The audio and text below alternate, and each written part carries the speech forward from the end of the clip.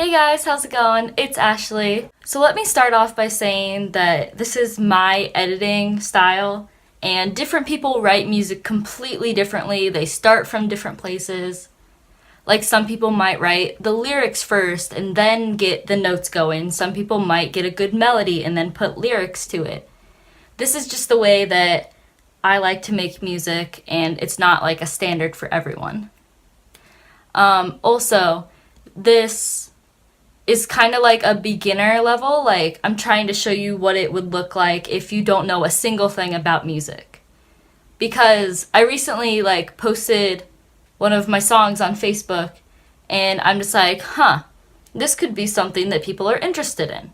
So I thought I'd make a video of it. But yeah, this isn't designed to be like a rule book, you have to do it this way kind of thing. And yeah, I'm going to get into how I write music or how I get a song going. Alright, so generally to start off editing music, I would start off with what's called a lead sheet. So a lead sheet is the lyrics of a song with the chords on when the chords change.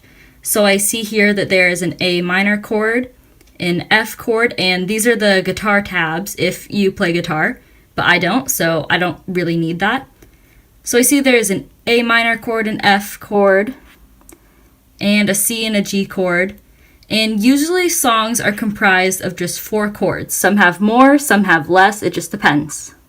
But then after I see the chords, what I'd like to do is put them on paper because I'm a visual learner. So if you see here, treble clef is for instruments that sound higher. Similarly, bass clef is for instruments that sound lower or play in a lower range. So here we have the A chord, which is the A on the bottom, and this is what it looks like. It's just a simple stack of notes. That's what a chord is. And also I like to have a cheat sheet before I start out. That way I can fix any problems and put down some ideas that I'm having. Like up here I put that it's in the key of A minor, which is also the key of C natural. So that just helps me. If you don't understand music, that probably won't mean anything to you. But yeah, I just like to write out all the notes sequentially so that as I'm choosing a melody, I would like to know which notes go where at what times.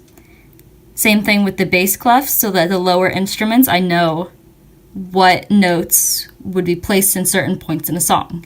So let's go to making a chord.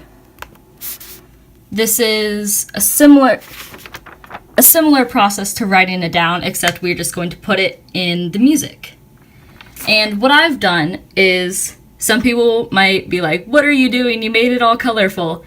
But for me, I don't like looking at just a lot of black and a lot of notes everywhere. I am a visual learner, so I like to color code it.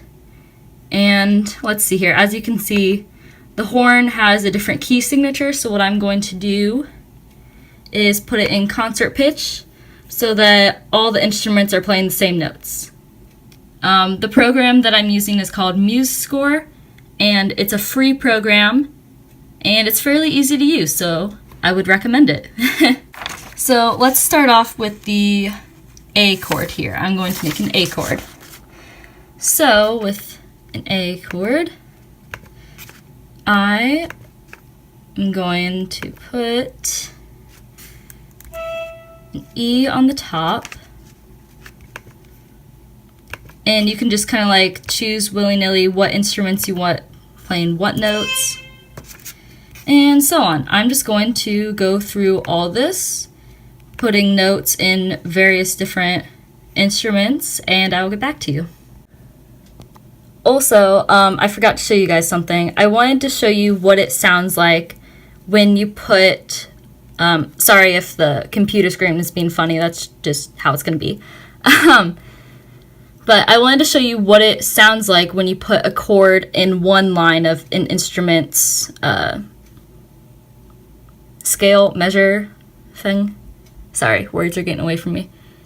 Alright, so here I have the lower portion of the piano playing an A, and I'm going to add an E on top of it, and I want you to hear how this sounds. See, that made a chord in itself. The piano is playing both these notes at the same time. I have no idea if this is physically possible, it's just how I want it to sound. Alright, so now we have some chords put into this measure, and these are the same instruments that I used when I was making my recent song. There they are right there. And you've also noticed that there's this little marking right here. That is a dynamic level, and basically if you don't know what that is, it's the volume that each particular instrument is going to be playing at. And for demonstration purposes, I just put all of these at a medium loud volume level. Of course, you can always change this differently throughout the song. You can make different instruments play louder or softer during portions, and etc. There's a lot of stuff that you can mix with. But I'm going to go ahead and show you what this first chord is going to sound like.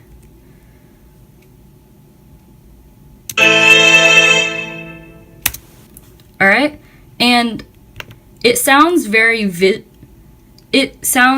appealing to the human ear if you have this is called a power chord, which means that there's some high range sounds and some very low range sounds, and it's very vertically diverse. So that sounds good to the human ear when there's a lot of notes happening at the same time. But with power chords, I tend to use them very sparingly, maybe only 3 or 4 times throughout the entire song. And people might say, if you have something that sounds really good, why would you only want to use it so few times?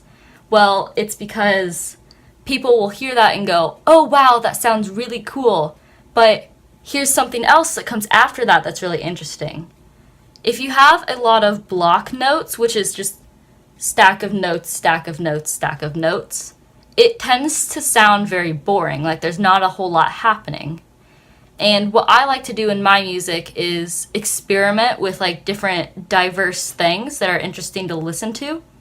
See, my goal is to make art that you can listen to, something that's very interesting and engaging, not just oh, I can listen to this and do something else.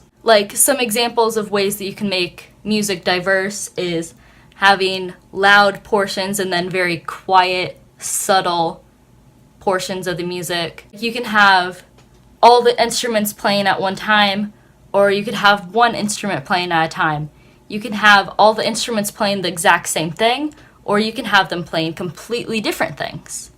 You can still observe loud and quiet moments in a song. Yes, even quiet moments, even silence at sometimes. And that is totally fine. Because when you hear that, it's just oh, that was quite interesting. Oh, that's also interesting. And that's kind of a problem that I have with a lot of modern American pop music, and it just kind of sounds all the same volume level, all kind of the same thing throughout the song. There's not a whole lot of changes happening. So I'm going to go ahead and show you an example from the recent song that I wrote so that you can get an idea of what I'm talking about.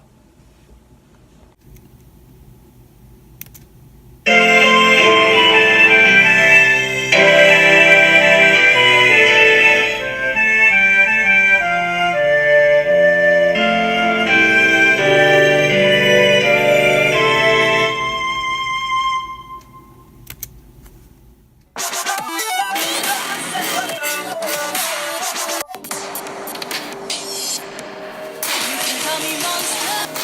do you mean?